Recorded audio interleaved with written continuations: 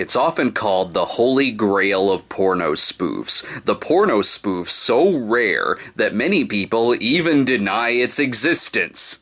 And let it be known that that is the only thing it has in common with the Holy Grail, whereas the real Holy Grail can give you eternal life, this Holy Grail is more likely to make this happen to you.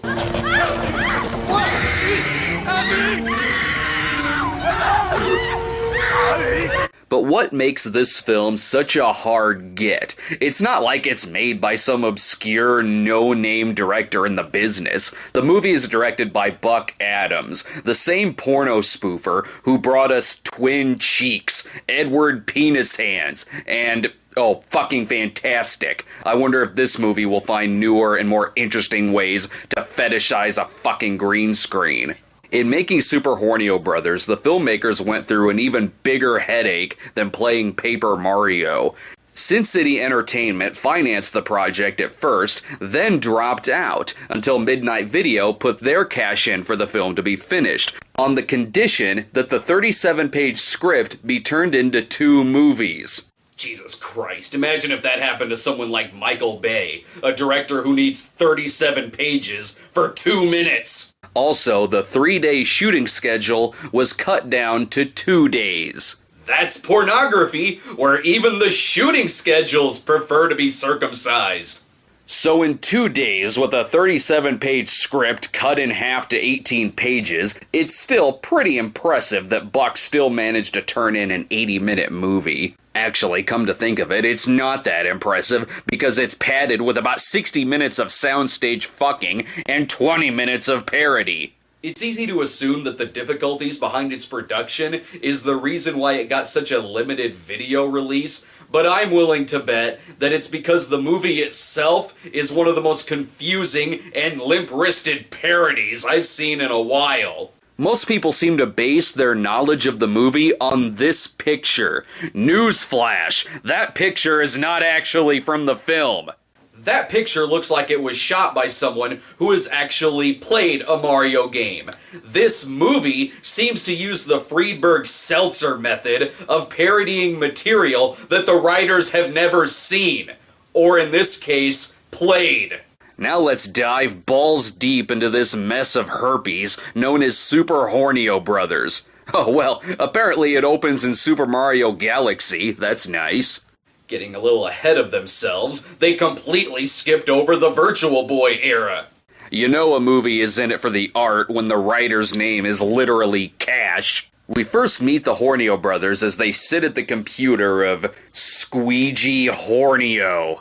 No, you think that's bad? It gets worse. This guy here, the Luigi guy, he isn't Squeegee. Ron Jeremy is Squeegee, the name that rhymes with Luigi. And this not John Leguizamo guy here, his name is Hornio. They mixed up the names of the fucking main characters. You took the easiest casting ever, Ron Jeremy as Porno Mario, and fucked it up. You already fucked it up.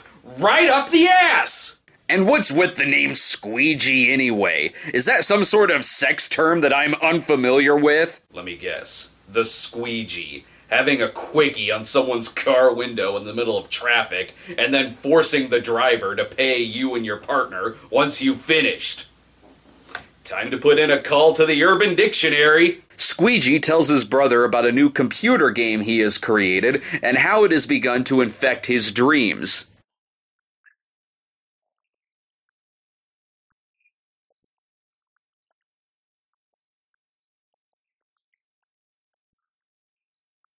Oh, imagine if they got the $5 extra from the original production company. They totally could have showed all of that, instead of just explaining it. Squeegee and Hornio begin to daydream about all the possibilities that could come their way if their new game takes off.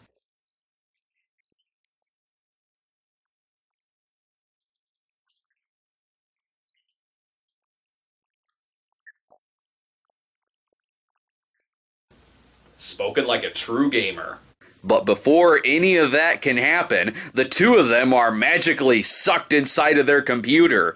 Yeah, because the first time I played Super Mario Brothers, the first thing I thought to myself was, gee, this sure is a ripoff of Tron. Even with royally twisting around the character names, the movie doesn't even make good use out of golden opportunities for sound effects parodying.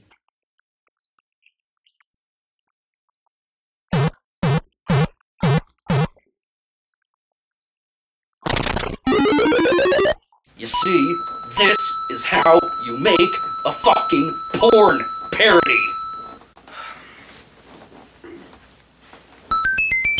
Once Squeegee and Hornio are transported into the German production of Hamlet, they happen upon their level 1 boss, the Bondage Queen. Truly a confusing game enemy, because no matter if you defeat her or if she conquers you, it's still gonna cost you some coin. Hornio decides to skip past the Bondage Queen boss, and no, they don't do a penis warp whistle joke. Squeegee stays behind to take her on all by himself, and that takes up 15 minutes of the movie. 15 minutes? That doesn't make sense. The sped up music kicks in after 5 minutes. That means the rest of this sex scene should have looked like this.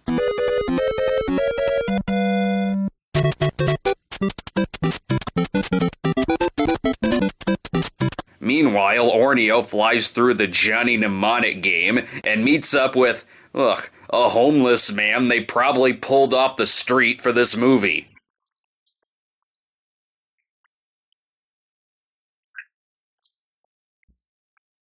Lovely. It's nice when you can actually see the STDs on screen.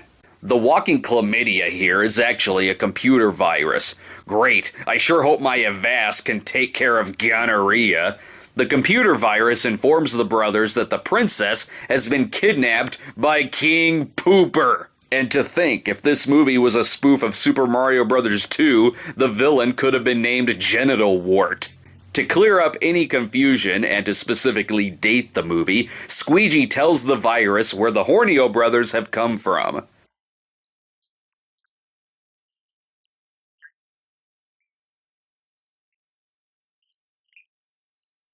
Oh, now who doesn't love 1993? There was In Living Color, UB40, and all the Crystal Pepsi you could ever ask for.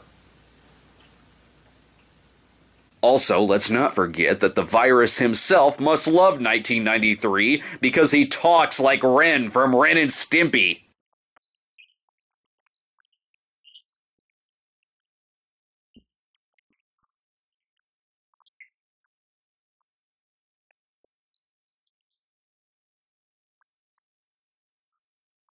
Why was that necessary? That's like making a Sopranos porno and then hiring a Yogi Bear impersonator. This is our villain, right here. King Pooper dresses like a German expressionist and cackles like the Wicked Witch of the West. You know, like King Koopa?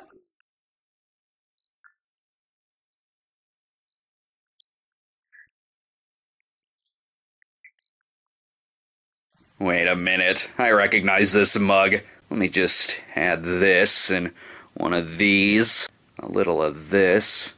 Fuck me, it's Beaver. Yep, that's Buck Adams himself. He likes to fuck the audience behind and in front of the camera. While Squeegee and Hornio look on, King Pooper fucks some random girl in front of the princess.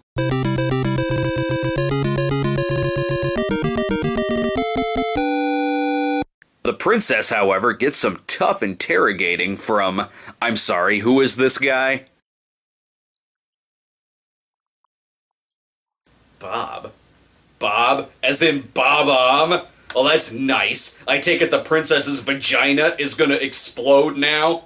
I'm almost surprised there's no Toad in the movie, since any of the actors' dicks clearly could have doubled for it. Squeegee and Hornio make their way to the next enemy, the Spider Boss!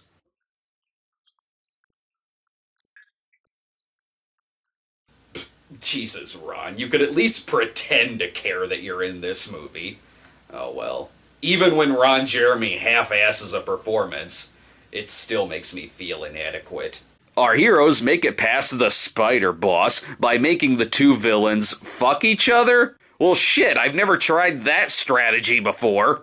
If only I could get the Hammer Brothers to fuck each other with their own tools, then I could easily get the music box from the treasure chest! Yes, I know the music box is the worst weapon, but the music is really soothing. In order to save the princess, Squeegee and Hornio must choose the right door, in what I can assume is the hallway in the midnight video offices.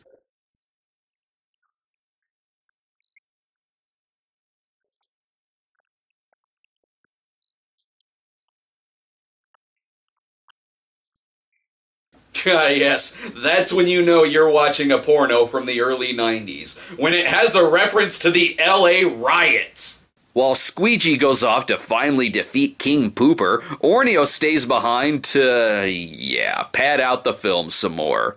Although this could explain why Luigi wasn't at the very end of the original Super Mario Brothers, he was too busy fucking a Cheep Cheep. Also, this is the perfect opportunity for me to throw in a premature ejaculation joke.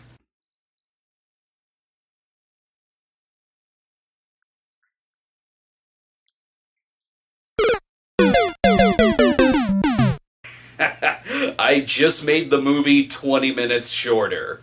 Okay, so we're finally at King Pooper. The epic battle is finally here, and what, he's just untying her? The only way this fight would be any easier is if he was wearing a tanuki suit. And that makes sense. His dick is already a statue.